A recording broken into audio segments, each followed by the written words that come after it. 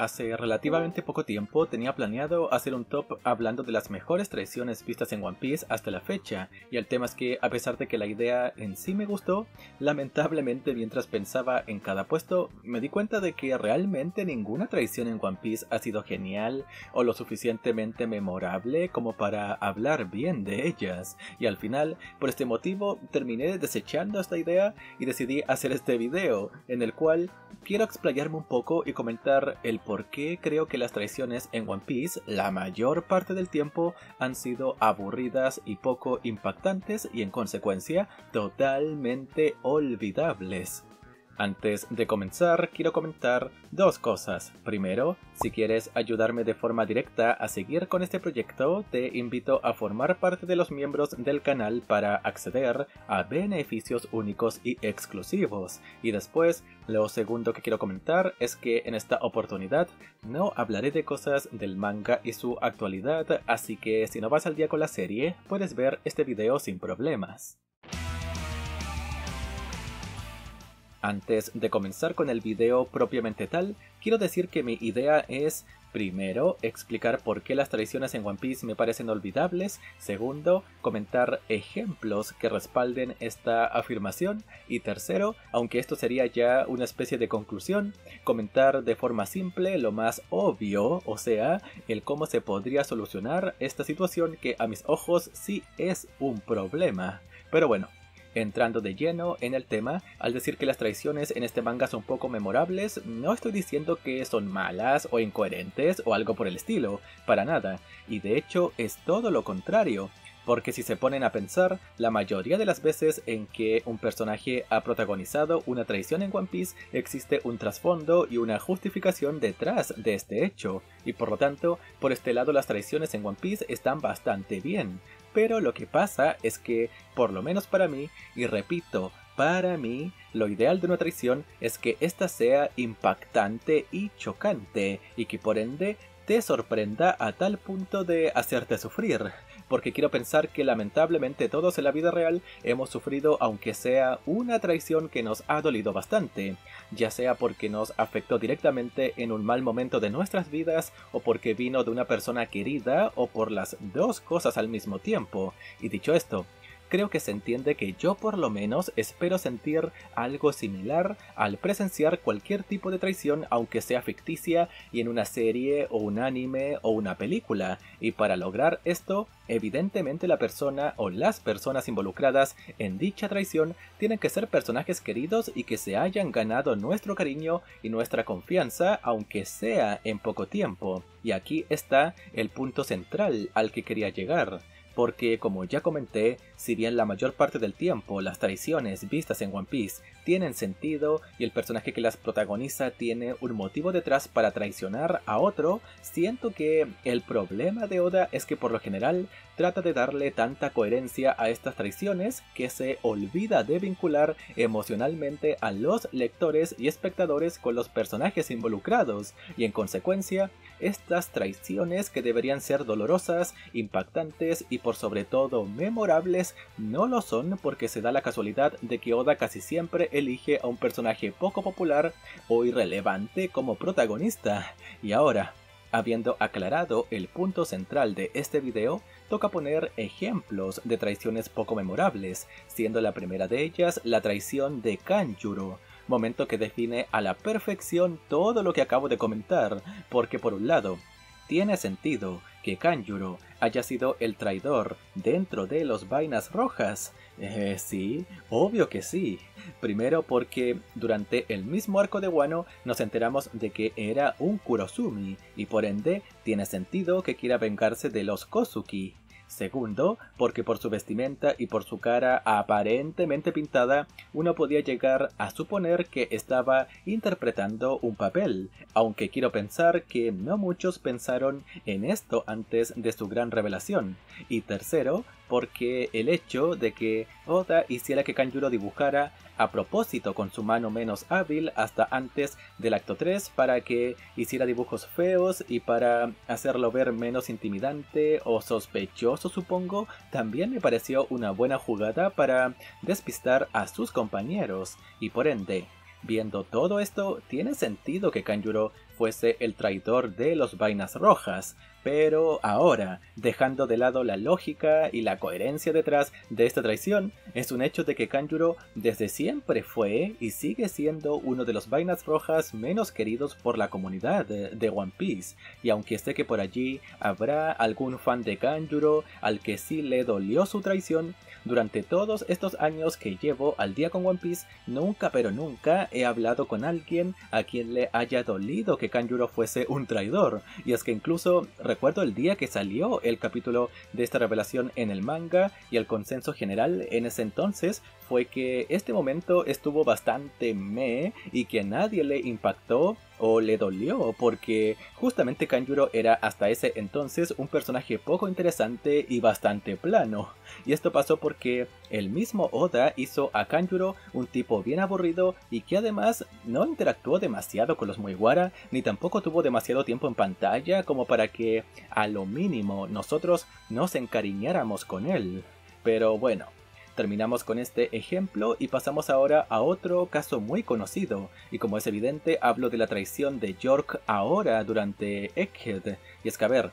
la verdad es que este caso es calcado al de Kanjuro, así que no creo que me tenga que explayar demasiado, porque primero, ¿tiene sentido que York haya sido la traidora dentro de los Vegapunks? Pues claro que sí, porque aparte de Lilith, era la única del grupo que representaba un aspecto sospechoso, por así decirlo, de Vegapunk, pero es que incluso entre ellas dos tiene mucho más sentido que York fuese la traidora, porque justamente representaba la avaricia de Vegapunk, y esta característica del personaje justifica su actuar y sus ganas de convertirse en un Tenryubito. Y es que además, el plan de York para pasar desapercibida entre los satélites y entre los Mugiwara también tuvo sentido, y no es que esta traición sucediera de la nada. Así que de nuevo, hasta aquí todo bien. Pero ahora repito la pregunta importante.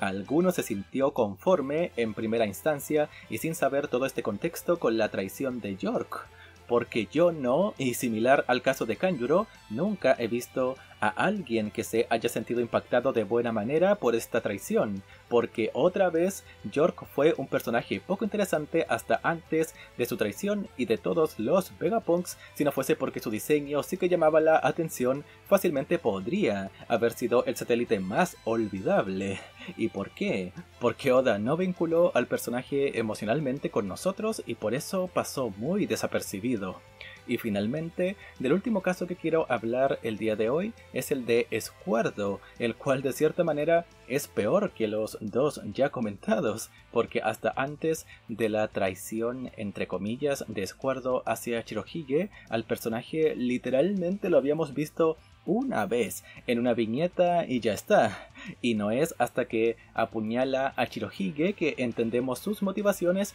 y el por qué hizo lo que hizo. Y aunque he visto a mucha gente siendo muy dura con Escuardo desde siempre, y aunque estoy de acuerdo con que fue muy estúpido, tiene algo de sentido que haya caído en la manipulación de Akainu, siendo que, bueno, Ace era hijo del difunto rey de los piratas y él odiaba a Roger por lo que le hizo a su tripulación, y además porque, como le dijo Akainu, justamente en ese momento los piratas estaban atrapados y no tenían escapatoria, y por eso lo que le dijo a Akainu de que Shirohige tenía un trato con la marina era un poco creíble. Y entonces, me parece medio forzado y simple que Escuardo haya traicionado a su padre sin cuestionarse las palabras de Akainu. Pues sí, pero me parece 100% ilógico su actuar. Pues no, porque como dijo Shirohige, manipularon a la única persona que era capaz de caer en una mentira tan evidente y simple.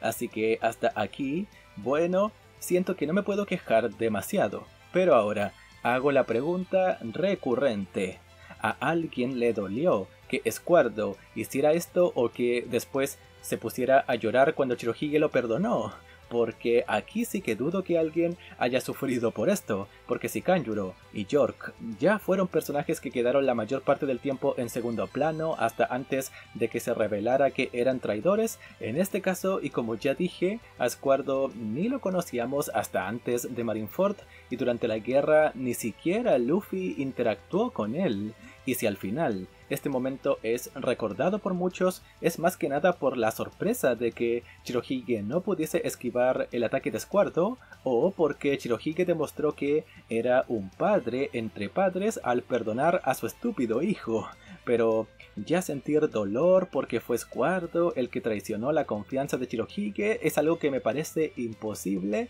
ni siquiera sabiendo el contexto de por qué hizo lo que hizo. Pero, en fin, que podría seguir hablando de unas cuantas traiciones más vistas en One Piece, pero creo que ya quedó más que claro el punto al que quiero llegar con este video. Es decir, que las traiciones en One Piece no son dolorosas y no son memorables. Y es que yo creo que si tuviese que destacar alguna traición medianamente dolorosa, yo diría que la única que más o menos califica para ser memorable es la de Pudding hacia Sanji, porque Pudding fue un personaje que sí trabajó para ganarse nuestra confianza y la de los Mugiwara, evidentemente, y si caíste en su trampa puede ser que te haya dolido el capítulo en donde nos enteramos de que todo el tiempo estuvo actuando, pero el tema con esta traición es que igual se podía anticipar si usabas un poco el sentido común y recordabas que Pudding era hija de Big Mom, o sea, del enemigo. Pero bueno, viendo que ya expuse todo lo que quería comentar,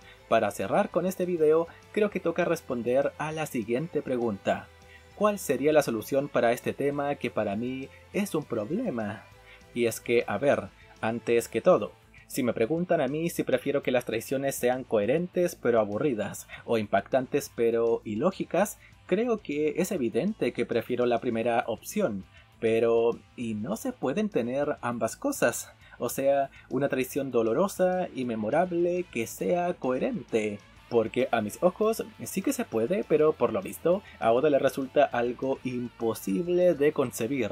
Y es que, por ejemplo, tomando como base los dos primeros casos de los que hablé en este video, estoy seguro de que si Kinemon o Chaka hubiesen sido los traidores de sus respectivos arcos, a todos nos hubiese dolido y por eso yo hubiese preferido que ellos protagonizaran estas traiciones antes que Kanjuro o York, porque ellos sí que se ganaron al público. Pero claro, aquí puede venir alguien a decirme, pero ñanta, ¿cómo vas a decir que ellos debieron ser los traidores si no tenían motivos para hacerlo? Hubiese sido ilógico y un sinsentido, menos mal que tú no eres el que escribe One Piece y bla bla bla, y sí. Por cómo se desarrollaron las cosas, no tendría sentido que ellos hubiesen sido traidores, pero claro, eso es asumiendo que todo hubiese pasado exactamente igual hasta ahora, porque vamos, si Oda hubiese querido que estos dos fuesen traidores, podría haber cambiado cosas importantes de la historia para que todo encajara y ya está. Aquí ya estamos asumiendo cosas, pero creo que es evidente de que ambos sí podrían haber sido traidores bajo otros escenarios, pero no. Oda simplemente no quiso y prefirió construir un mundo y una historia en el que dos personajes poco queridos terminaron siendo traidores, personajes que a lo mínimo podría haber hecho más entrañables. Pero en fin, como ya dije todo lo que quería comentar, ahora te dejo a ti la palabra. ¿Estás de acuerdo con mis apreciaciones o crees que las traiciones en One Piece sí son memorables? Pues independiente de cuál sea tu respuesta, te invito a compartirla en la caja de comentarios. Y eso es todo por esta ocasión, así que ya para ir finalizando y por si no te has enterado, tenemos Discord del canal. Así que si quieres hablar directamente conmigo y otros miembros de esta comunidad, te invito a unirte a mi servidor a través del enlace que se encuentra en la descripción de este video. Y también, y por si quieres acceder a beneficios especiales, te invito a formar parte de los miembros del canal para ayudarme de forma directa a seguir con este pequeño proyecto. Y entonces, sin mucho más que añadir, yo me despido y nos vemos en el próximo video.